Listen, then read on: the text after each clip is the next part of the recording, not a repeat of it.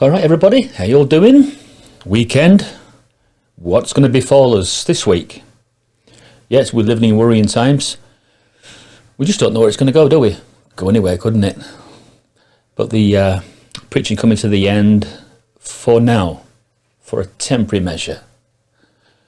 Now, I've got to thinking, after looking at one of the JW broadcasting videos, which my mum told me to look at, I was just wondering whether the preaching work will start up again in the same earnest and with the same message. It might do, but just say, and think about this now. Just say when they resume, and I believe they might be resuming round about, is it the 7th of May? I think I heard that date, where they're likely to come back with the magazine cart work and start preaching again. Imagine if they came back and they had a different message. That this respite period, the coronavirus situation, that they're on lockdown with like the rest of the world, was just to serve as like a temporary stopgap for them to gather new thoughts, new directions, and maybe new instructions, which we can't prove. So then they return in May, and then the message changes. It's a different message to the one that previously been given out for 100 years. How would you then feel? Well, we don't know if this is going to happen.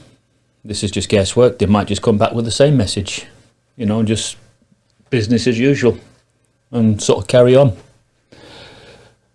But it'd be curious, and it's something that's going through my mind, that it'd be a great time, wouldn't it, to come back with a new message, especially if by that time comes in May, maybe we've got to say many thousands, hundreds of thousands, or maybe we've got to millions of deaths with the coronavirus, or one of the horsemen of the apocalypse is probably what they're also intimating. The pale horse, pestilence and death, if that is what it is. So if that is what it is, then this is not a new start or a new pang, is it? If I understand it, if we were to believe that the pangs of distress started in 1914, then they should really have increased in magnitude, the pangs, so that we get down the line and now we should get greater and more severe pangs as we get closer and closer to Christ returning. The illustration of the pregnant woman. She starts with pangs, they're not so bad at first, but they increase in magnitude until eventually she's ready to give birth. So this is a pang, but not a brand new pang. This is just an extra pang of the original. This is how I'm seeing it. You may see it differently. We're all entitled to our opinion.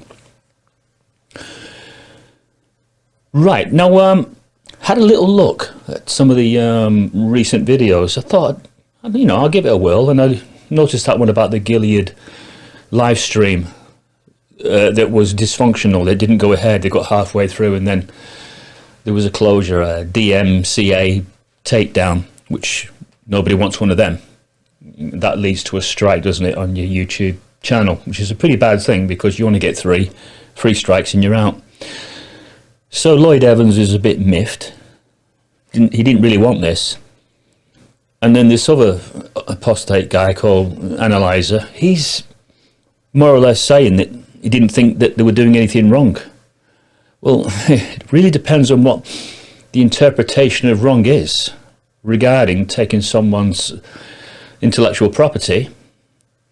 Although you didn't take it because it was a live stream, you were coming in and then you would have had an opinion on the Gilead school meeting. You would have perhaps maligned it. Maybe that's where the watchtower was coming, and maybe they slapped this takedown on you. They probably contacted YouTube, as soon as they knew about it, but that was like 90 minutes into it. they probably would have took it down and not even allowed you to have even got on the stream if they knew that you were doing that. But eventually they cottoned on and they've hit you with a DMCA, a takedown, and what you didn't want and what you've had before, a strike on your channel, which is not good. I think I've only ever had one warning, and that was when I took 4 seconds of an AC/DC track, and the current singer, Brian Johnson, his management team immediately stopped me from using 4 seconds. I mean, 4 seconds of a tune, but we're talking about AC/DC, and they're very powerful, and they've got very powerful lawyers. And I've always known this, and my music business friends have said to me, Martin, be careful with them. They are really powerful, that group.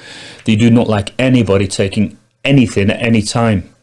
So I told my mates about the 4 seconds, and they says, yeah, that sounds like them. They won't even allow you to have 4 seconds. Now, Watchtower, I think they've been lenient throughout, the time that the apostates have been taking their intellectual property and sort of rebranding it and then making money on the back of Watchtower. Because really, that's what it is.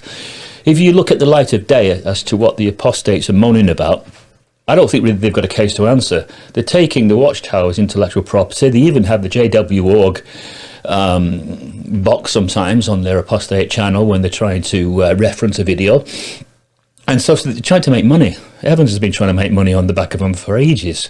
So it's a slap in the face, isn't it, really? Because, he professes that he doesn't even believe in God. But, he's quite happy to make a lot of money still on the back of his former religion. I just find that hypocrisy beyond belief. Who's he wakening up? If anything, he needs to waken up himself. If this was a fight between Loyd Evans and JW.org, right, this is how I would perceive it to have gone just now. Imagine 2 boxers, okay? So the first boxer, Loyd Evans, second boxer, the Watchtower Bible and Tract Society, JW.org. Well, I would say at this current stage now, the Watchtower is winning on points in that boxing round. For sure.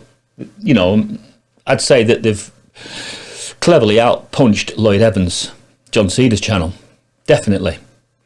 So unless he's capable of delivering in the final rounds a knockout punch to Watchtower, then I'm afraid he's going to lose. Because they've just cleverly outboxed him.